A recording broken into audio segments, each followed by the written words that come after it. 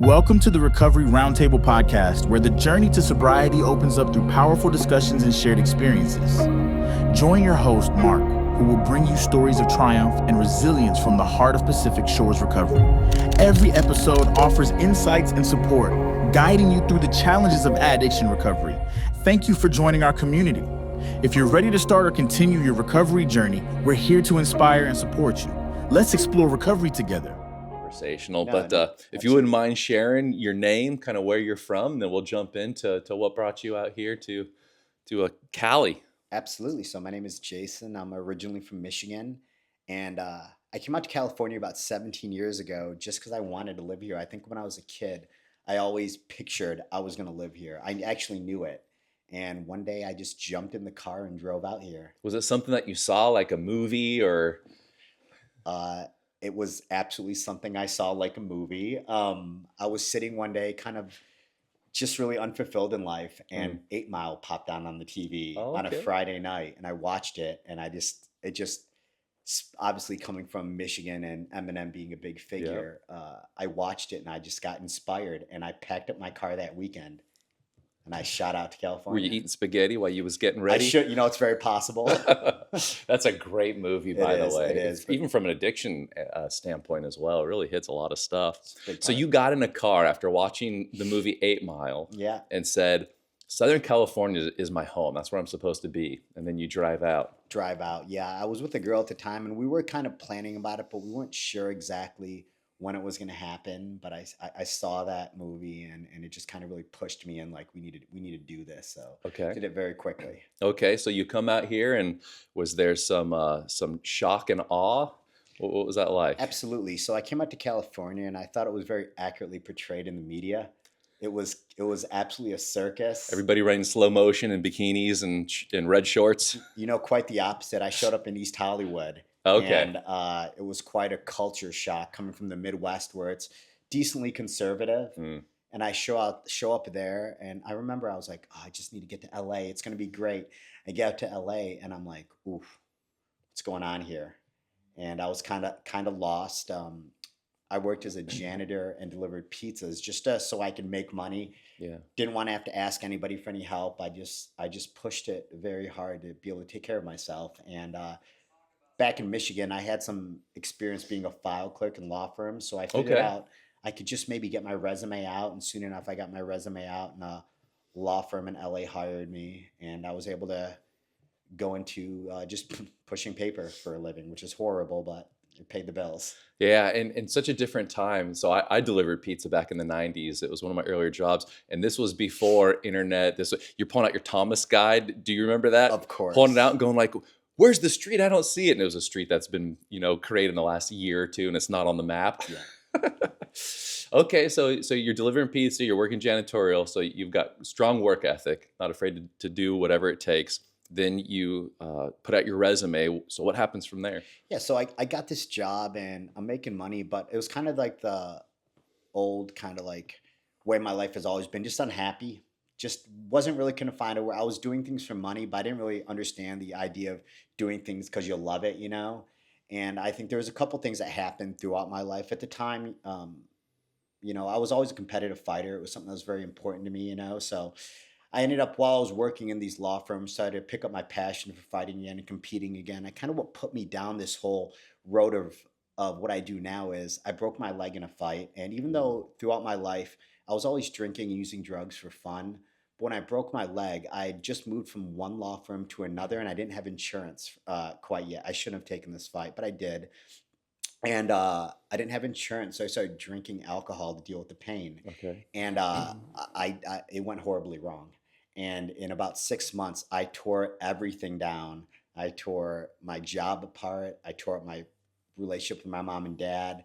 My roommates knew something was up, but I'd drink really heavy, and then I would wake up and not knowing what happened the night before, but everybody's looking at you weird. And when people start looking at you weird, that's when you start to get withdrawn and hide away. So I would just be staying up in my room, drinking, and just trying to forget, just being just so unhappy and just existing and going to work and having lawyers yell at me when I'm just doing the best that I could. But when I was drinking, I was coming in and now messing up everything and just leaving in rinse and repeat and doing the cycle over and over again. I was just getting deeper into my depression.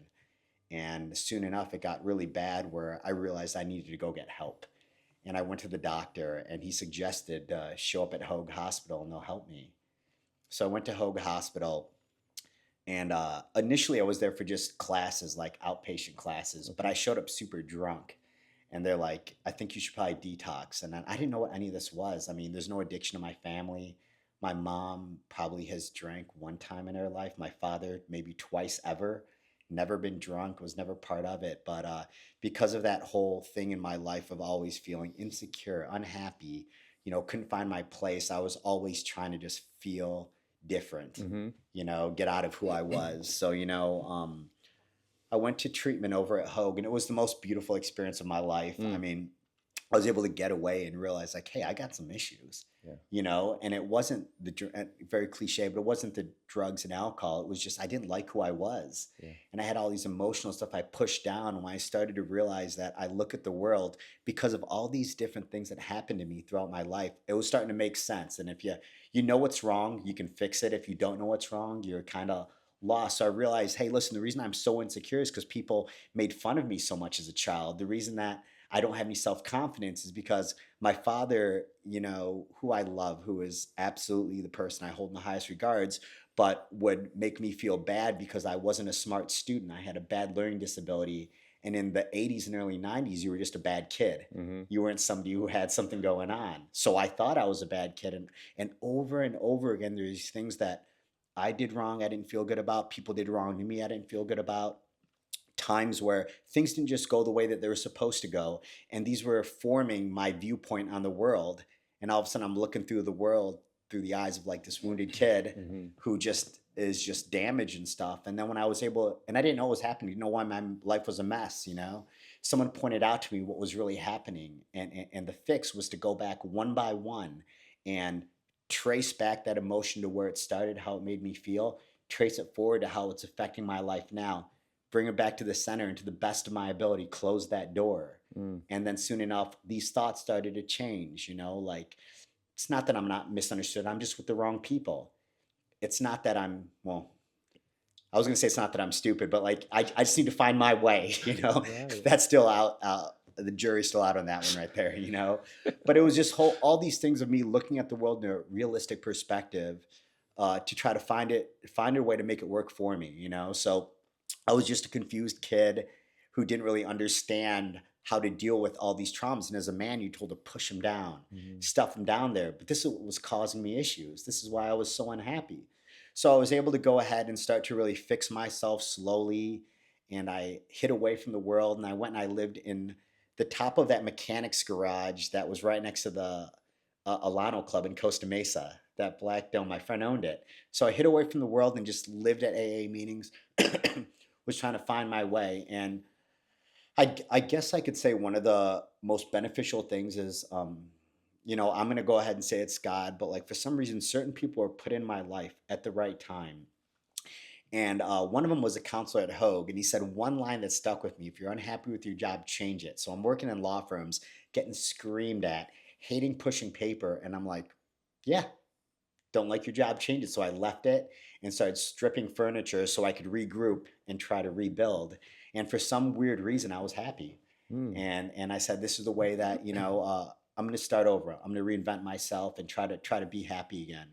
And then through an AA meeting, it was actually a funny story.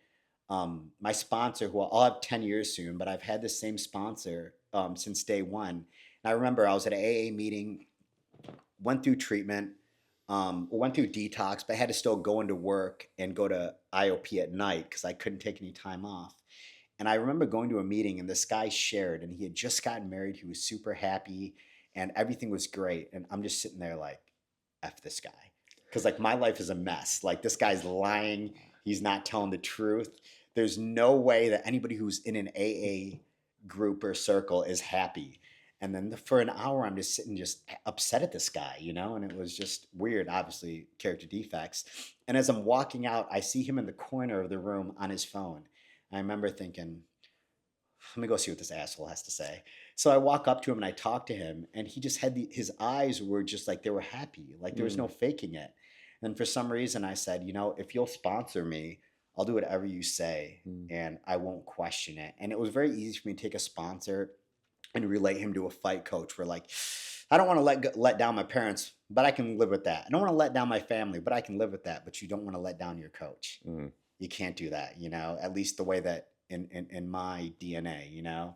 So I went there and I just did whatever he had to say. And what he had to say made sense to me for whatever reason. We're just digging deep into know what was really going on. What was I hiding? What was I trying to not talk about? And I wasn't trying to talk about how much I hated myself and how disappointed I was in myself for letting my life go down this path, And he worked through these things with me and never really wanted to tell me what I wanted to hear, told me what I needed to hear. And it was very upfront and I appreciated it, I loved it. So, to fast forward a little bit, he was somebody who was very successful in business, but wanted to leave and work in the addiction field, So started a sober living and I was only 110 days sober and he couldn't find somebody to run this, but he came up to me and was like, I know this is super early and this is really goes against how things are done, but I think you might be good at running this. Are you going to F this up for me? And I looked him in the eye and I'm like, no, I'm not. And one of the things that I tell a lot of the people that I work with, and I think this is super important, is that he had no money to pay me at all at the time. And I tell people, you need to be able to identify opportunity even when a paycheck isn't attached to it. I saw this husband and wife who were entrepreneurs. They were going somewhere. I knew that they were going to be doing big things. So I said, no problem. I'll work for free.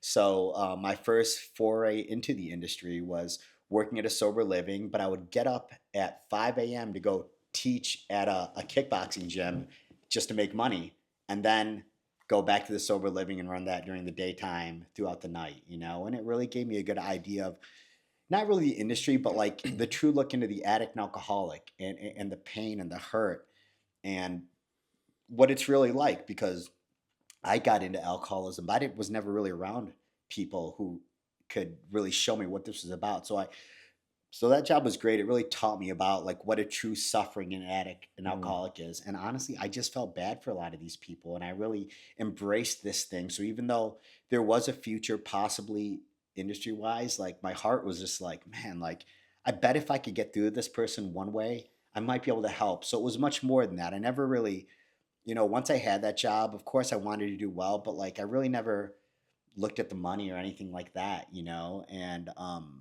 I saw a good group of guys in the AA community who were really supporting each other. And it didn't really hit me until about 10 months into that. I had a massive heart attack and, for two weeks before I was very sick and I lost like 30 pounds in 2 weeks. And like, I didn't know what was going on, but I knew I was sick. And then I was, at the same time, I was going to school to be a caseworker. And I remember I was sitting in class and all of a sudden my heart started hitting the inside of my chest. And because even way, way back when I was in Michigan, I was a fireman and paramedic. So I have a lot of medical training and I understood. So I'm like, okay, well, I'm either having a heart attack or an aortic aneurysm. Either one of them, if I wait for an ambulance, I'm not going to live.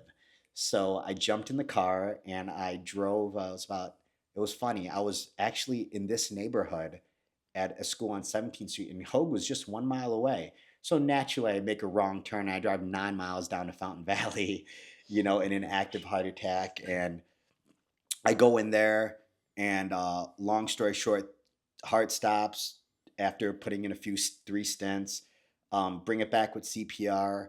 And then, but it was in a bad rhythm. So over 22 shocks over 2 hours, I finally came out of it. And the point of this story is when I came through, I was just amazed at all the support that people that knew me, didn't really know me, were giving me. I didn't realize that I was ever important. All the people I trained at the gym were coming to see me, them and their families. And it was just such a new thing because I thought I was just such an insignificant person in life. And it started really showing me that, you just haven't found your circles and you haven't found your place yet. So all these things that I was sure I knew were starting to be revealed to me in a different way. So that was really, it wasn't a great experience, but also it showed me like, I think that some people might care about me. I think some people might actually, want to know that I'm okay. So it was a tough experience, but it was a good experience at the same time, you know. So soon enough, I get through that point in my life, and I start kind of just embracing, you know, recovery and trying to see how I could help, you know. So I started slowly working more and more in the industry, and you know, my boss started opening up other companies, and for some weird reason, with no education, he was putting me in charge of these things because he knew I was going to figure it out. So I remember at one point in time, you know, this is me with no education. Went to summer school 4 years in a row in high school, like really had issues with picking up things, but if I was interested in something I could pick it up, like paramedic school, being a fireman. So I remember he goes, I think we want to start a toxicology lab, you know. So I didn't even tell him anything. I spent the next year reading everything I could about urine toxicology, about excretion rates, about the machines, about the chemicals, just using all my free time to educate myself. And all of a sudden, when it opened up, I just started taking the bull by the horns and doing different jobs, and being in charge of a lab on the operations side with no schooling or anything. And it went well. And it really started to help me build my confidence, saying, hey, listen, you can make it. It's going to be a long road without an education, without being able to read very well, without having with having a learning disability, which was quite prevalent. You know, you're going to have some issues in life, you know, but it's okay. You know, you have to embrace the grind, and you have to push it, you know. And this is a weird time in my life because with having that heart attack, it kind of put everything kind of in a tailspin for me. Because for the longest time, I said, this was my mind frame, was that I don't need to worry about it because I'm going to get to the UFC sooner or later. They're going to notice me. They're going to see me.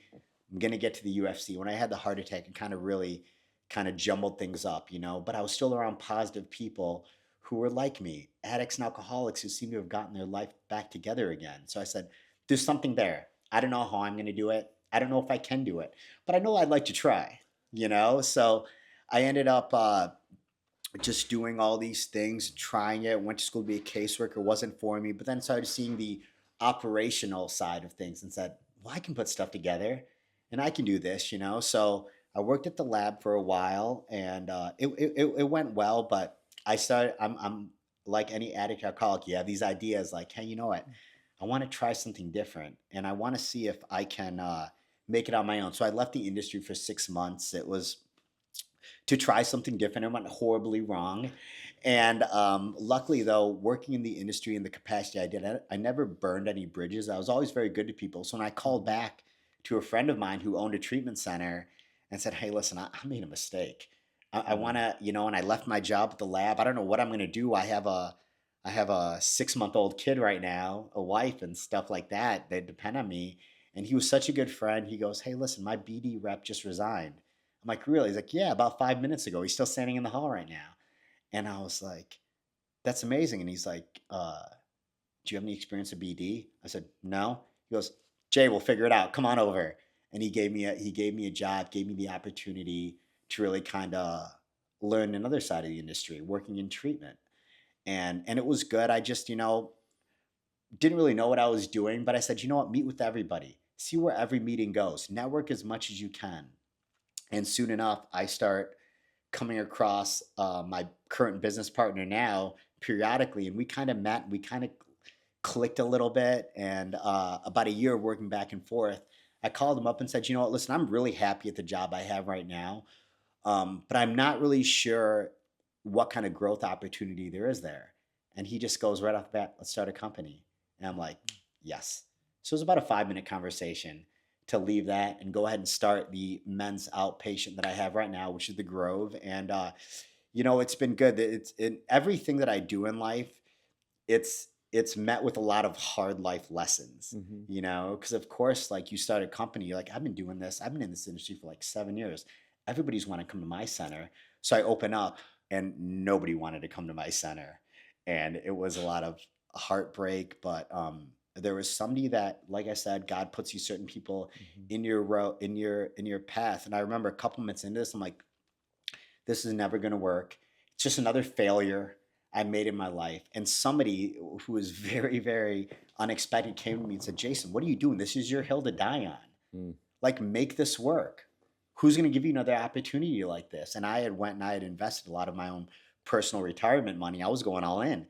So I said, exactly. So I would just meet people on the phone, whatever state they were in. I would just jump on a plane I'd be like, you're in Jersey? Hey, let's have lunch tomorrow. They'd be like, okay. And then I just jump on a plane right away and just head there. And I traveled all over the US, and 90% of the meetings I took basically told me to go F myself and close the door on me. I mean, nothing was working, but I ran into a few that would work. And I was doing just good enough to keep this thing rolling. And I said, there's got to be I just haven't found the answer yet, but I got to keep searching.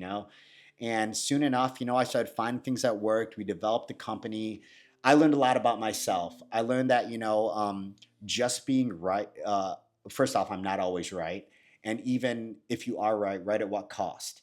You have to learn to like motivate people, help people, lead them to the right answers, not just always try to tell them. Because the truth is, I don't have the right answers most of the time, So it was a very tough experience because it was very, it was a blow to my ego, which is addicts and alcoholics we're not supposed to have, but we naturally have them a little bit, but it was, as things are seemingly going well, I'm still reminded, like, you don't really know very much and you have a lot to learn. And I was lucky. My partner Josh, man, he put up with me through a lot of craziness, and he was one of those other people that God put in my life. I think anybody else would have just been like, this guy's too crazy. Let's just split ways. But for some reason, this guy Josh decided to roll with me and give me a chance. And long story short, listen. However, we have other companies now. They're going well, and but the reality of it is that like that's neither here nor there. I'm happy today. I can emotionally look in the mirror. I can look in the mirror and emotionally be okay with what I see. This blanket of anxiety that I had forever, it's been lifted. When things go wrong, instead of catastrophizing them, I can go ahead and attend to them. And I live a very simple life. I mean, I choose to live a very simple life. A wife, a son, hopefully having another kid this year.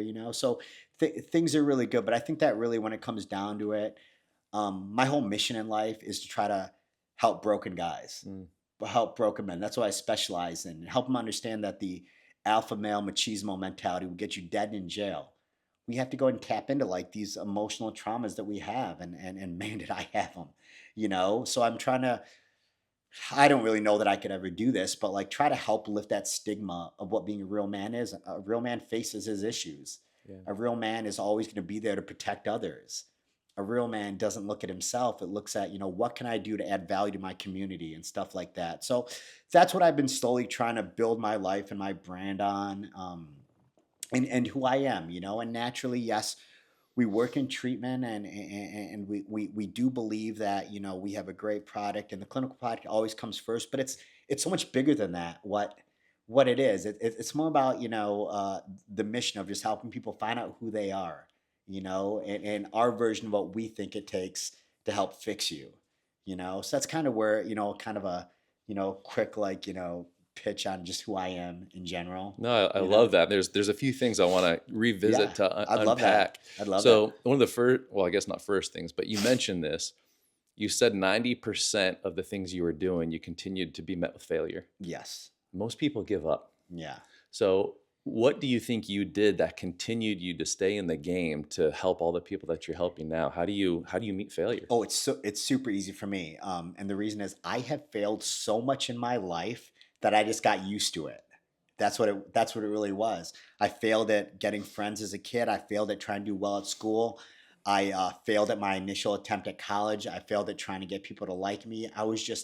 Failure, unfortunately, became such a familiar thing to me. So even though the doors were getting closed, so that was, there's two parts to that, two sides of that coin. That was the first part. But the second side of it is that, like, some of the most successful people I saw in my life didn't really have an educational background, and they just went for it. So another part of it is that, my drive comes from YouTube videos. I wake up every morning, put on Eric Thomas, put on Gary Vaynerchuk, put on all these cheesy, corny things that people like laugh at. But geez, I don't know, like, it spoke to me. I'm like, yeah, all right.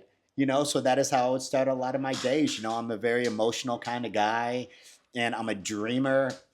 And one of the biggest things, this is really what it is. I'm not smart enough to know that these things aren't ever going to work for somebody like me. So I'm going to try, but I always felt like I was one meeting away from finding something that worked. And then one day I was able to hit that, and I ran into a group of people who were like, they dug the fact that I would just show up places in other states just on a 24-hour notice, just because I wanted to meet with them. I don't know which way it's going to go. Yeah, this episode is brought to you by Pacific Shores. We have been an industry leader for over 25 years in the mental health and addiction space. We have helped thousands and thousands of individuals and families reclaim their lives. If you or a loved one is struggling with addiction, please reach out so we can do this together. Our number is 949-749-7317. Yeah, that's what I gathered is you continue to be met with failure, but that didn't allow you to deviate from your outcome. And so you would continue to go. So it sounds like there's some desensitization of failures from the past, but you're saying, this doesn't define me, and failure is just feedback. So I can continue to engage with just these small little tweaks and changes. Yeah, that was a big part of it. I guess there's the other two sides of it. Number one was my wife, who, it was funny. She'd be like, Jason, I believe in you. And I'd be like, thank you. And in my head, I'm like, wow, you don't know what you're doing, because I don't believe in myself, like this is bad. But also I had a responsibility, when I married my wife. I remember I pulled her father aside and said, I'm going to take care of your daughter. Don't worry about it. Now, I didn't realize how hard that was going to be. I might've just said it at the time, but I said it. Yeah. I said it was. And the other part of it is growing up in the fight game and competing for 20 years. I had coaches who just didn't believe in excuses. Figure it out.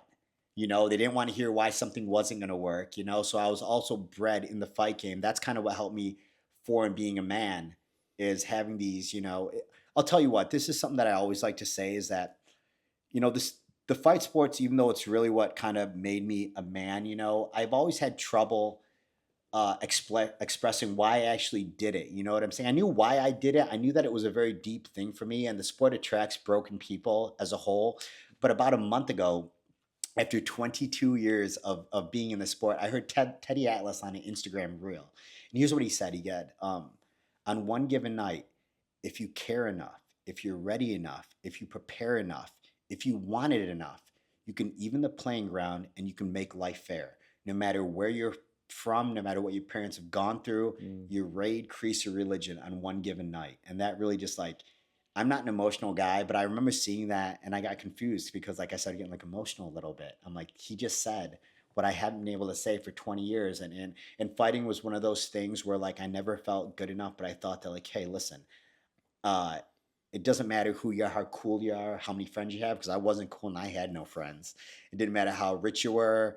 My parents were well off, but I didn't have a penny to my name. I was a bum, But I felt that in the fight game, that I could finally find a way to even life, And that was a big part of it. But so I can take everything I learned in the fight game and apply it to life. You find a way. Third round, you're hurt. You don't think you can go anymore. Well, you better negotiate with yourself to find more strength and keep going. Yeah, that's impressive. I admire that fact. One thing you said is, when you're met with failure, it's kind of like there's two roads. I can either use it as an excuse or use the feedback for execution. And then you just kept going. Yeah. One of the other things you said too that I think is really important to visit is, it sounded like you had somebody in your corner that believed in you and saw a version of you that you weren't able to see yet. Absolutely. And I don't understand it. I don't understand it at all. And those people were like Tom, my sponsor, and even Josh and one of my counselors. And, there's even people who I maybe don't have a great relationship with now, but were very important to my stuff. They saw something in me that I don't even know what they were thinking, but they believed in me. And at the very least, they gave me an opportunity to prove it. And because of, not wanting to disappoint people, I had just given so many people a reason to doubt what I said in life. I gave so many people a reason to write me off. And I was just so done doing that. I was just so tired. And I said, what happens if I try my best? What happens if I apply everything to it? What happens, And good things happen, But I always had somebody who just strategically or luckily just popped up. And I would not be here without these people. I would not be alive without these people that showed up in my life. And I just don't know why that any of this even happened to me. And even if I go back to a young kid, why I hold my father in such high regards, I was abandoned on the streets of Bombay, India, as a young child, and my parents were just vacationing in India. They're Indian, but they couldn't have kids, but they were vacationing in India, and they decided to adopt a kid, and they just chose me. So for a long time, there's all these people, and my father was very, very tough. He was probably the main person that was in my corner, but in a weird way. He was very, very tough, hard to please, but he never turned his back on me. I never understood why he was so tough, why nothing was good enough. And then when life got tough, I was like completely ready. Because I'm like, well, I lived with this guy for like 17, 18 years. Like, as bad as things are, this guy got me ready for it. He just had a general concern about how I wasn't. And even though, emotionally, it probably wasn't the greatest relationship, he did the best that he could. Yeah. He just didn't know any better. And he gave me, and even through my craziness, even though he was tough on me, he didn't turn his back on me. So he was the main person, and he's why I do what I do, is because I just want to I want him to, adopting a kid is a big thing, and all we want is to make sure that he can feel he has an ROI on his investment at some point in time. So I mean, that's really important to me, that and things are good now, but I want him to be happy and say, hey, I did this, and it worked out.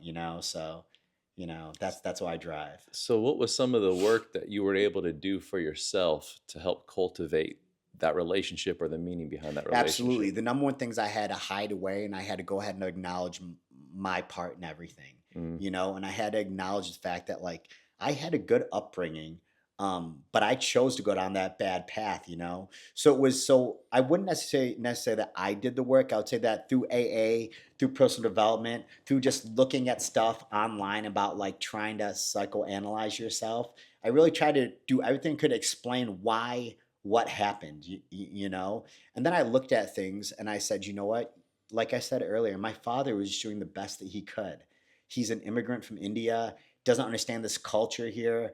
He was trying to give me the best life he could, and he did an amazing job. I mean, he moved us to the suburbs to keep us out of he worked for Ford, and Ford was in not the greatest area of Michigan. So he moved us to the suburbs and drove 2 hours each way to keep us out of the bad neighborhoods. And then when I got an adult, I moved right to the bad neighborhoods, of course, right in the city of Detroit, but he did the best he could, So through being able to look back at the things I can learn from and leave the rest behind, being able to move forward through AA and work the steps and realize this really isn't about drugs and alcohol. This is about personal development. Going on my own and following people, I'm not ashamed to say it, following people online who put content on there that is really based upon finding out the best version of yourself.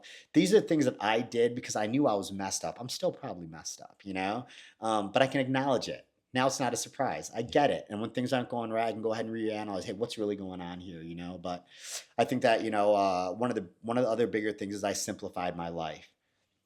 I realized I'm not going to find any happiness from the money, the cars, the status, the this and that, unless I figure out how to deal with my inside baggage. I'm not going to be happy. So that's kind of what I did. I just focused on, instead of the material things, on the internal things. And that's what helped me out a lot. And so you mentioned quite a while of being unhappy, and then it sounds like that started to shift to this happiness or peace. What was that transition like? Sure. The transition came when I started working in the industry and realizing that happiness, it all comes from not being selfish, and having some sort of mission. And it wasn't that I wanted to find out what to do with, I always wanted to find out what to do with my life. But when I say that, it wasn't about a career. It's about what kind of person I want to be. And I found that being involved in crazy situations, but also trying to help people at the same time, is really what made me feel good inside. And being able to, even though I work in the industry, I'm not a clinician. I'm not smart enough to be a clinician, but what I can do is sit down with somebody and speak with them civilly and diplomatically and try to understand their side of things. I'm able to have patience and try to help. I think one of the things that a lot of us lose is being able to empathetically put ourselves in other people's situations. Is this person a bad person, or are they just going through stuff that you could never understand? How am I going to go ahead and say, you're wrong, you're acting wrong, when I have no idea what you've been through? So, that's really what kind of showed me that no matter what happens, I am a very lucky person. That some of the things that I hear that have happened to some of these kids, it's tough, and I'm on your side. If you're trying to get well, you're on my team, and I'm gonna go to bat for you, and I'm gonna walk through this with you. If you're all in, I'm all in. So I think that's what it was when I started to just meet many people and hear that. You know what? I'm a whiner if I'm really gonna go ahead and say that my life is so tough and this and that. I made my life tough. This is my bed that I made. You know what I'm saying? But I can use those. I can't go back in time. Right. What I can do is fix the wreckage of my past, and I can try to direct people to the best of my ability. So that's what it is when I stopped really thinking just about myself and started pushing the fact that let me try to help other people find the best version of themselves. That's what really was the turning point. How much do you think ownership and accountability has to do with this change? It has to do, the change. For me, none, because I refuse to change the person that I am, even with ownership, meaning that everybody comes into my facility. I run all assessments. I don't have people doing things for me. I take accountability for it. I run all assessments myself. First day anybody comes into my facility, I meet with them face to face to make sure that we can go on the same page. You can tell me any things that you feel I need to know. Everybody who comes through my doors has my direct line, and they can call me 24/7. I sleep with the earpiece in, and I have the strobe on my phone. So I pick up all calls 24 hours. If you need me, I'll be there. I'll show up, So I think ownership has made me more self-aware, not to let this get away from me in terms of like mentally, not to act like I'm better than. Well, that's easy. I never thought that I was better than. I always quite the opposite way, But it's made me more self-aware to even overdo these things that make me myself, So, being an owner, first off, I'm very lucky. I have, but also in the same respect, like I can't do any of this stuff without the staff. I mean, I have such a good team.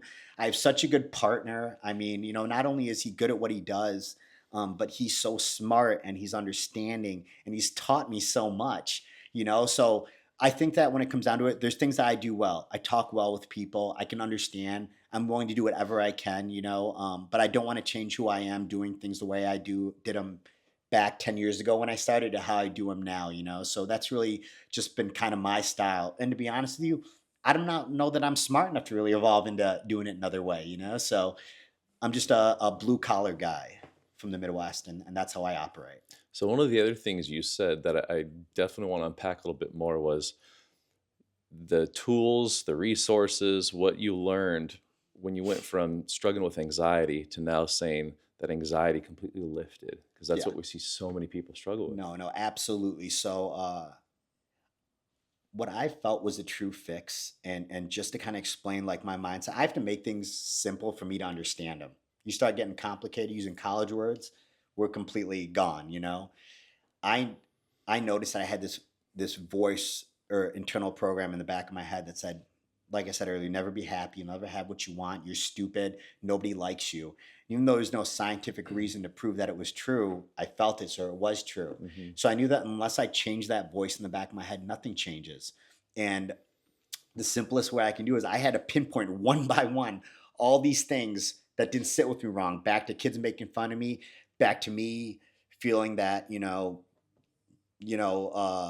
I needed to be funny to get people to like me so I wouldn't pay attention in school, down to just trying to hang with the bad kids because I didn't feel like the good kids would ever invite me. So I had to one by one, going back to certain things that happened to me throughout my life that I was victimized against where I just didn't feel right. I had to go back and truly one by one pinpoint every single situation, because every one of those situations made the viewpoint that I have.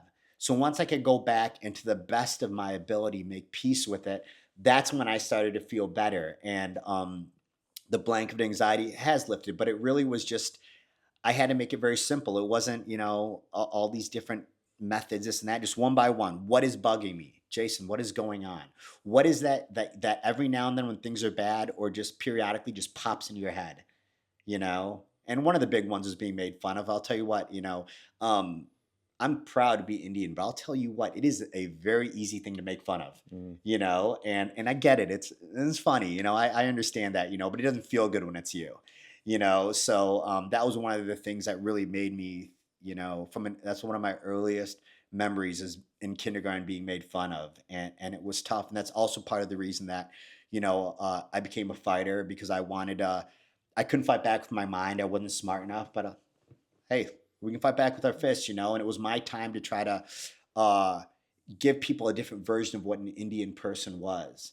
Not the typical working in a convenience store, working at a hotel, the thank you, come again guy. I wanted to reinvent, and represent for my community, which I'm so proud of. I mean, my community is full of hardworking, smart people who, most people, they all have one goal, is do everything they could to get to the best country in the world. Do everything they could to bring their family and their kids to the best country in the world, America. You know what I'm saying? So all of us feel the same way. Even though I'm a proud Indian, I'll tell you what, we do what we do to exist in this country. And no matter what anybody says, they can say this about that. This is the best country in the world. And go to my country and tell me that things aren't perfect here. In my mind, they are perfect. There's injustices, but that has nothing to do with the country. That's just certain people's vernacular and their thinking and stuff.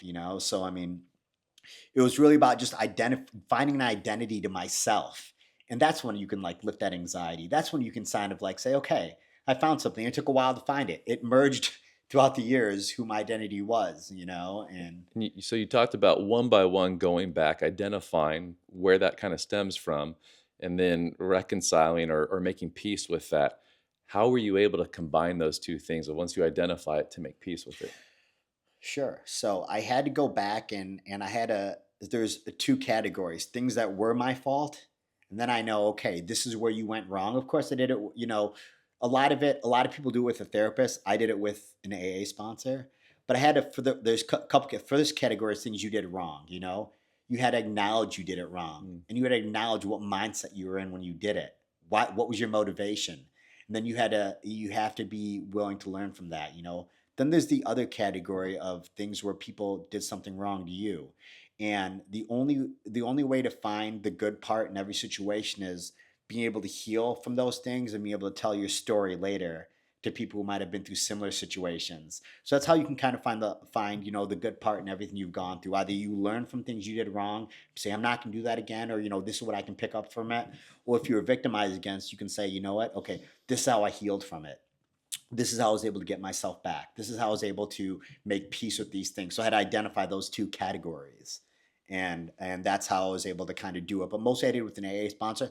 I think that it's and he was great. He's one of the most important people in the world to me. I think it can be done much more effectively with a therapist, But it worked fine for me, Yeah, that's great. So what does your life look like now? Life is good. So I own a few different treatment centers: the Grove Recovery, New Leaf Detox California, Cliffside Capistrano, Trace Vistas.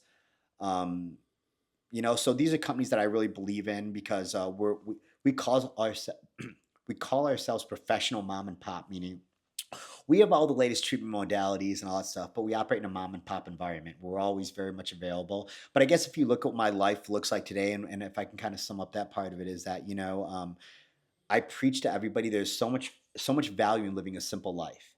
Don't get caught off by all the BS. You know what I'm saying? I mean, I consider myself the richest person in the world because I can wake up without that blank of an anxiety. I see my wife and kid. I have people who, I don't know what their problem is. They're like happy to see me. So I'm still trying to figure out what's going on with these guys. I work with my friends. I realize that, like, listen, don't sell yourself for a paycheck. Find people you like being around and work with them. And one of the things that I also tell, this has very been important to my development, is the theory of proximity. You find other successful people, you study them and figure out specifically what are their weaknesses. Build your strengths to complement their weaknesses. Now you got a team. Now you got a crew. And now you can really go through it, So that's basically what life looks like. I mean, right now I'm just kind of focusing on raising my son, trying to be the best version that I can, of myself, trying to help people on a very AA down to earth level like that. I'm just very thankful that I finally, at 42 years old, I found a good group of people who I think like me, and I love them, so I'm really just kind of like, to be honest with you, I'm a little bit blown away that, like, that I'm even happy right now because it took a long time to get here. Yeah. I mean, like I'm 42 and I think I started really truly getting happy maybe about a year or so ago. But I knew that I deserved to be happy. I knew that I deserved to be respected. I wanted to be trusted. I wanted to be valued. And I didn't have those things and it bothered me that I didn't have those things. So I went on this self-discovery, personal development journey of trying everything I could to try to find how to get that person, So yeah, no, life is good, and obviously, with me personally, I'm just trying to stay healthy. Of course, I have some of those things that we talked about earlier have going on. So it's very simple, But right now, just trying to be a good person, trying to help develop our males in our community, our environment, and trying to help them, beat this thing. So with everything you've shared so far, what do you think is one of the best lessons you want to leave with somebody that you've learned? I think something I said earlier, which is you have to be able to identify opportunity when a paycheck isn't attached to it. And I think so many times people are like, well, I'll do it if you pay me. Well, I'll do it if you, guess what? You're going to get left behind. Now, I understand that this is a different day and age, but I always believed you had to earn your opportunity. And it's going to come hard, So I think that, we want to be successful. If you want to be happy, if you want to be happy, you have to look at people who fit your ideals, morals, and say, what do I need to do to align myself with you? And your motivations cannot be driven by money. It just can't. Because it's, first off, you'll never have enough. You always, but it's the wrong things.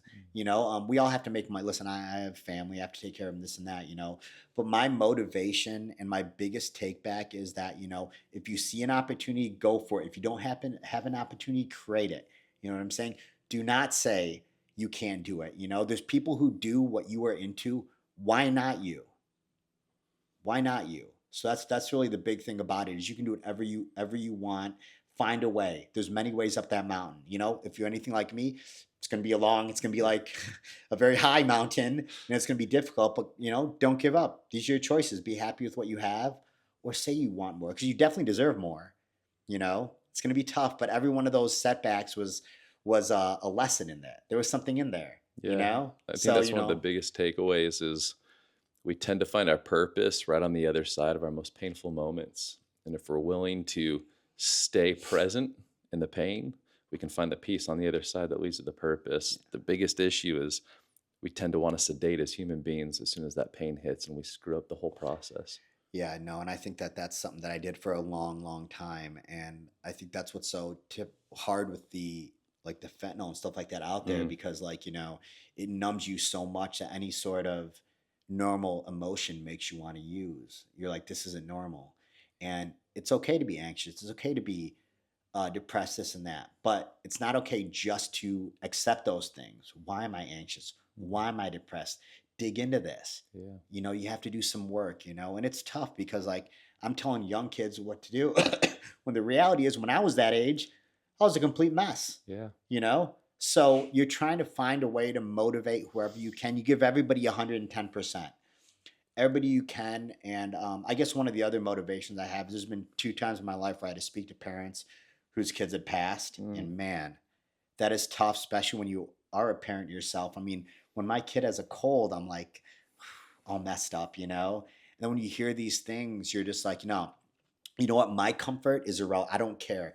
If anybody needs me going through a hard time 24/7, I'll be there. I'm even, just to give you an example, and I hope this doesn't come off the wrong way, but when people are interested in coming to my center, I don't care where they're at, and I'll go meet with them. So yesterday I drove. These people probably aren't even coming in, but they were interested. And I said, you know what? I want to understand about you. I only want you to come here if I can offer true value to your life. So one was a 2-hour drive one way, and then another 2.5 hours this way to go to the next person just to meet them. I don't know if they're going to come in this and that, but the idea is you have to inconvenience yourself. And it was an honor the way I look at it. You know what I'm saying? But, if you can help somebody's life, do it. Don't say that it's too far or you have stuff to do this and that. Listen, I just move my day around, because I'll tell you what,